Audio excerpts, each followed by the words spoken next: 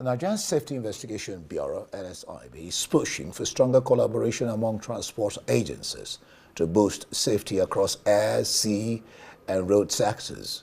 Towards this end, a draft regulation was recently unveiled by the NSIB at the just concluded Multimodal Transportation Stakeholders Workshop.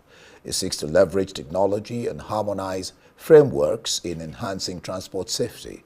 To speak further on this is NSIB's Director General, Captain Alex Bade.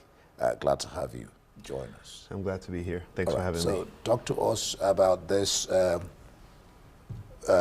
collaboration between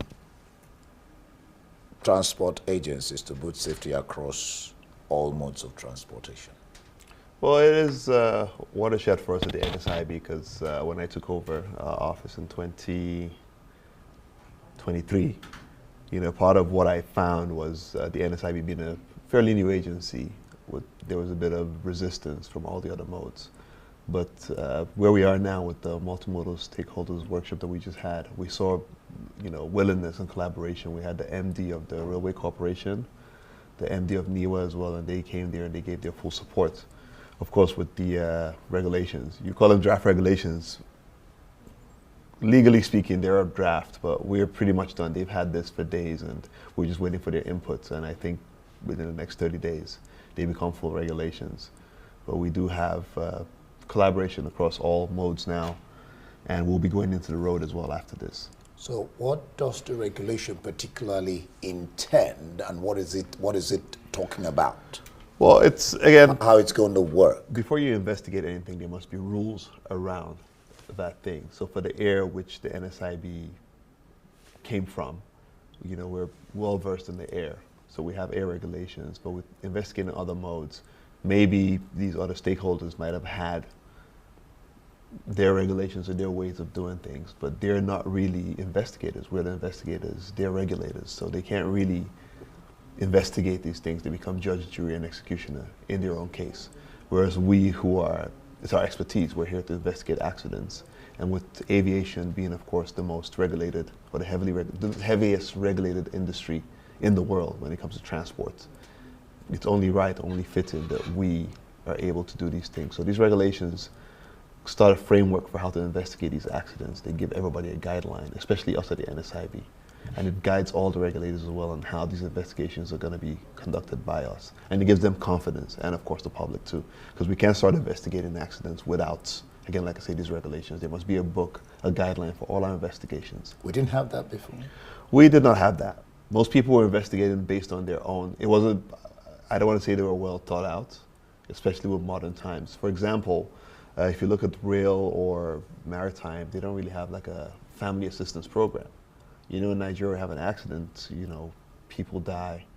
We tell them sorry, pat on the back, oh, we sympathize, we move on. But in aviation, there's actually a family assistance program that provides mental help and pushes for compensation where it's due. So we've basically taken this into the rail and maritime as well. That's interesting. I know it's usually said that prevention is better than cure. I know you're talking about investigation, but will this involve or entail trying to stop this accident? I know that, things will happen, but will this, in a way, involve trying to stop them before it occurs or before they occur? Well, of course, that's all we want at the NSIB, but like you say, accidents do occur. And when these accidents occur, you learn, lessons learned from your investigations. So when an investigation is done properly, it ensures that an accident does not reoccur. Where it's not done properly, it happens again because it was a shoddy investigation. You probably didn't get to the root cause or the real root cause, and you just put something out there that might not be the fact. So typically from all these investigations, once our safety recommendations are put out there, most of the time once they're adopted, these accidents don't occur. So if you see an accident reoccur after a safety report on that issue, a comprehensive one was put out, then it's because it wasn't adopted. So our investigations aim to prevent reoccurrence of all these accidents and incidents. And like I read now, it involves sea, road transport, maritime, and all that. So would that also include, normal transportation drivers we have on the road and everything, all all the interstate travels. Would that Oh, yes. would that include them, and how would you work it out with them in order to be able to not just investigate, like you said, but like get compensation, so these people can begin to be more careful when they drive and when they transport lives of people? Okay, so with what we just did, we did rail and maritime. Okay. Road, of course, being the largest major source of transport in Nigeria. We're already in talks with road safety. We have MOUs with them. We're working with them, and we're working on the frameworks for that and the regulations for road. So we've not unveiled the road regulations as of yet, but of course, that is the aim, is to get there. Of course, that is more complex, which is why it's taken us so long, because it involves so many stakeholders. We're going to have to do even more workshops before the unveiling of this. We got to talk to the stakeholders. NURTW, for example, we're talking to road safety, the state emergency management agencies. There must be a framework on how to address these things. And then I must warn too, the NSIB cannot investigate every road accident.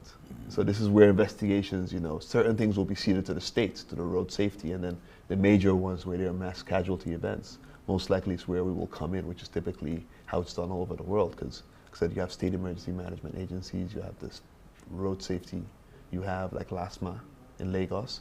So part of that, certain investigations should be their jobs.